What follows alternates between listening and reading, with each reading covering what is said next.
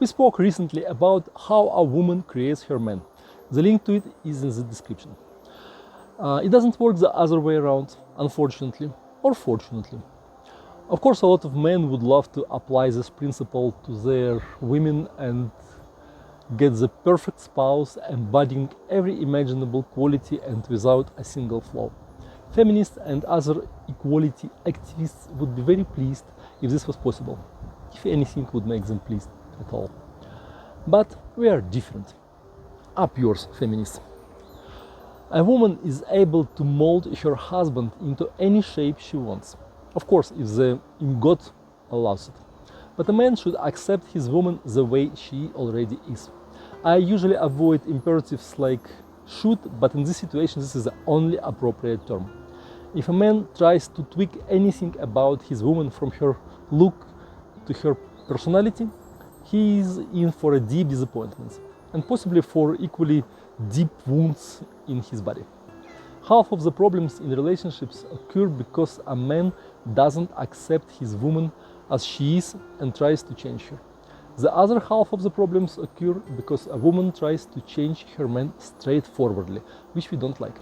This is why a long period of courtship and mutual exploration is necessary. During this period of about a year, the woman discovers whether the man has the potential to change and the willingness to do it for her.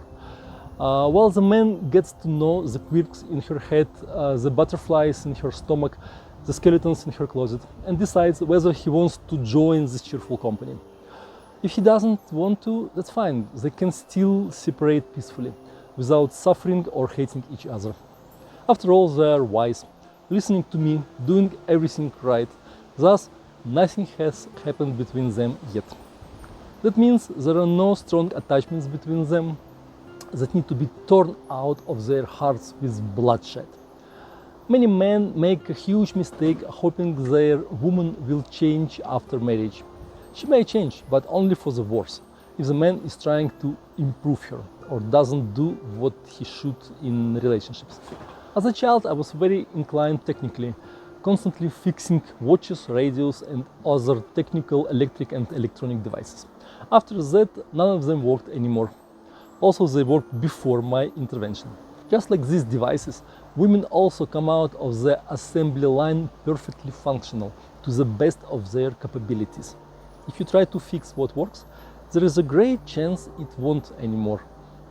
Just like the mechanical victims of my childhood curiosity. Don't make this mistake. You can't improve a woman, but you can ruin her by criticizing her and encouraging her self-improvement and her other attempts to wear men's shoes.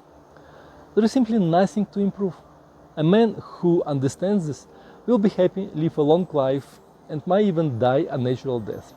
But if, while courting a woman, you discover something you don't like about her, decide right away whether you are willing to live with it for the rest of your life. If not, it's better to break up right away, to avoid making the situation worse by deceiving her and yourself. Then your woman won't be left with a bad aftertaste, which will inevitably manifest as a curse, usually unconsciously, but with the same effect on you. You will also have the time to find another woman, the one you truly love, and make her happy. Yes, I hear a masculine voice saying that a woman often pretends to be an angel during courtship just to reveal her true inner demon when the man's soul has already been acquired. Yes, it happens, and it happens often. You see, most women today are frightened and insecure by the uncertainty of their present and their future. So they resort to deceit and other tricks to tie up a man. This is just a survival mechanism, the instinct. Incidentally, those are exactly women who are the most frightened, that scream the loudest about their independence and self-sufficiency. They shout so loudly to drown out the voice of their heart that tells them to quit hurting themselves. Every woman needs confidence and stability to remain healthy and beautiful, to give birth to healthy children and properly raise them. There is not that many reliable men today, yes. Which is why women are so nervous or fall into denial. So when courting a woman, do so with the mindset of a real man, one who will take care of and protect her from all troubles. She will sense this, relax, and bring out her best self even before she marries you. One question arises every single time this topic comes up. Why most women change dramatically, go totally crazy right after having sex with a man for the first time? As if they wanted to get it by all cost, and after that they don't care anymore what impression they give. The reason lies deep in our psychology. No modern psychologist will tell you this, so pay attention. Inherently, a woman is a pure creature. Chastity and fidelity are deeply ingrained in her nature, even if she behaves differently, so to say. You can make fun of it all you want. Just keep in mind that our true nature is immutable. It doesn't change and can't be affected by or altered by our made-up rules and equally fake morality of our artificial society. Deep inside, every woman knows that she can be intimate only with her husband. So once it happens for the first time, the woman subconsciously decides that this man is her husband. Basically, their first sexual intercourse serves as a marriage de facto, and she still unconsciously starts to play her role in the family, assuming unconsciously, of course, that her man will play his.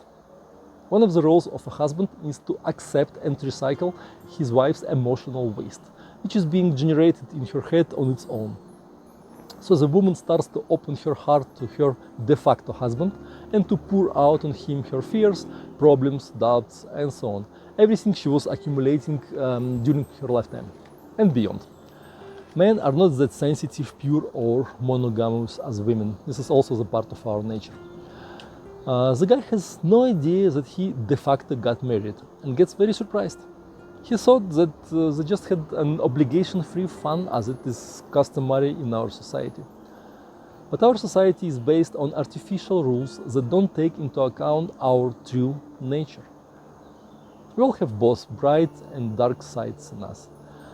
The most beautiful house has a small room where the owners keep their garbage and dirty, stinky underwear.